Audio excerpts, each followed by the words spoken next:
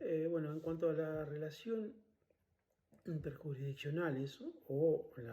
la distribución general del poder, el artículo 121 de la Constitución Nacional, anterior al artículo 104 de la Constitución de 1853, plasmó la idea federal al afirmar que las provincias conservan todo el poder no delegado por esta Constitución al gobierno federal y el que expresamente se hayan reservado por pactos especiales al tiempo de su incorporación. La delegación de potestades fue hecha por la provincia a través de la Constitución, instrumento originario de formación y estructura de la federación, lo cual implica que las provincias conservan luego de la adopción de la Constitución todos los poderes que tenía antes y con la misma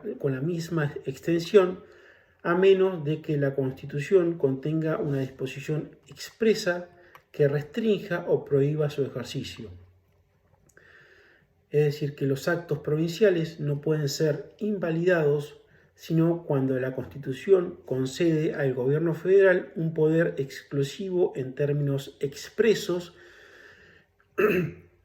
o prohíbe a las provincias el ejercicio de algún poder o hay una incompatibilidad absoluta en el ejercicio de los mismos por parte de las provincias. Es decir, que las provincias son las que delegan el poder al gobierno por medio de la Constitución. Esta es una regla muy clara como principio federal de reparto de competencias. En Argentina, a la hora de la organización federal, prevaleció un criterio realista en cuanto faculta, en su artículo 75, inciso 9, la Constitución faculta al Congreso de la Nación a otorgar subsidios a las provincias, lo cual deja íncito el carácter empírico que inspiró al constituyente del 53 a aceptar a las provincias tal y cual como eran en ese momento y buscar los medios para desarrollar la empresa federal más allá o con el riesgo de comprometer la fórmula federal. Por su parte, el artículo 122, anterior inciso 5, dice que las provincias se dan sus propias instituciones locales y se rigen por ella, eligen sus gobernadores, sus legisladores y demás funcionarios de provincia sin intervención del gobierno federal. No obstante ello, se verifica en la Constitución una relación de subordinación, puesto que existe una supremacía del gobierno federal. Los ordenamientos jurídicos, políticos, locales se subordinan al ordenamiento federal y la Constitución federal impone ciertas pautas que deben ser acatadas por las autoridades por los Estados miembros. Las provincias en principio no son soberanas, sino que son autónomas, por lo que tienen la obligación de asimilar los contenidos básicos del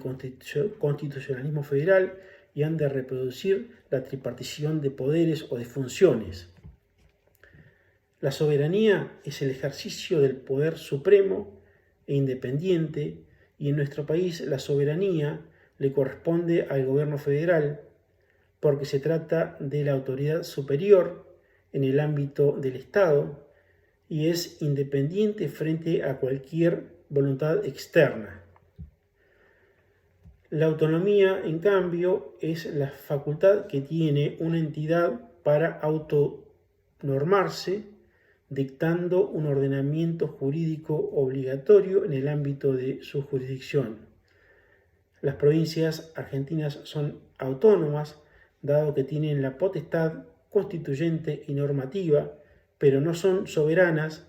porque no son supremas ni independientes frente al gobierno federal. Esta relación de subordinación en principio está dispuesto en el artículo 5, que establece que cada constitución, dice textualmente,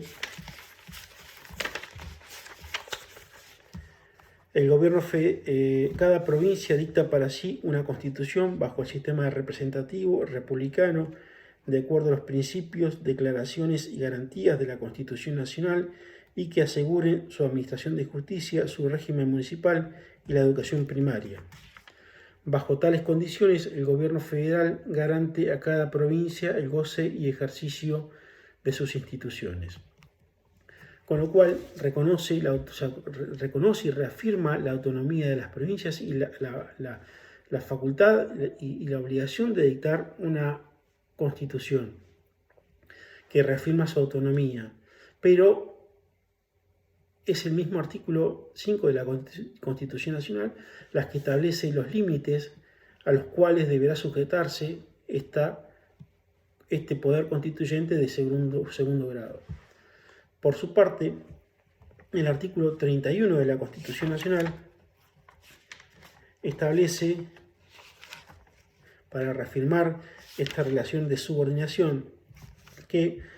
esta Constitución, las leyes de la nación que en su consecuencia se dicten por el Congreso y los tratados con potencias extranjeras son ley suprema de la nación y las autoridades de cada provincia están obligadas a conformarse a ella. No obstante, cualquier disposición en contrario que contengan las leyes o constituciones provinciales, salvo para la provincia de Buenos Aires y los tratados ratificados después del pacto del 11 de noviembre de 1859. Esta supremacía constitucional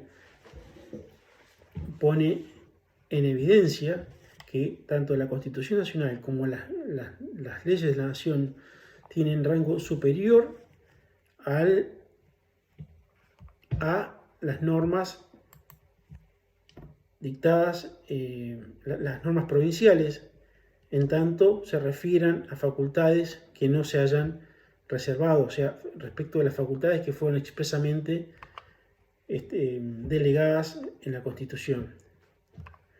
También cabe recordar lo establecido en el artículo 116, que establece un control de constitucionalidad y habilita a la Corte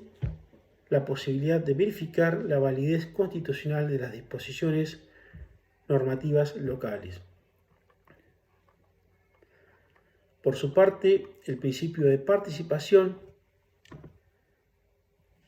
se pone en manifiesto al imponerse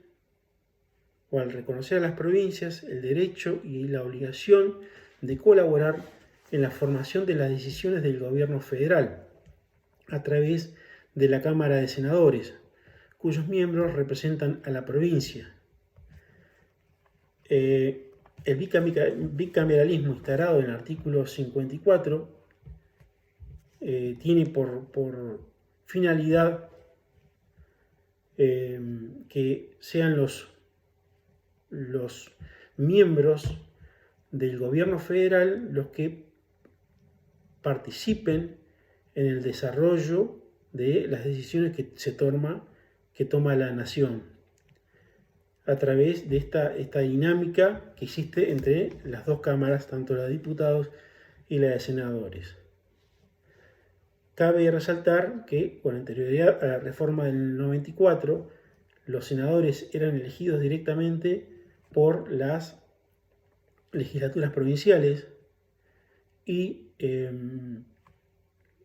a partir de la reforma del 94 se agrega un senador más por cada provincia y la elección directa de los mismos. Por último, este principio de coordinación que debe existir entre las provincias, dado que existe un reparto de competencias en los términos del artículo 121, que taxativamente no establece cuáles son las facultades de la provincia, sino lo establece por exclusión, y en muchas situaciones de concurrencia de facultades, eso amerita que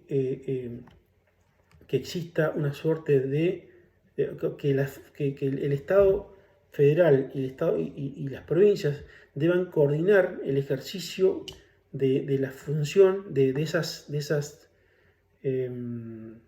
funciones en aras al bienestar general.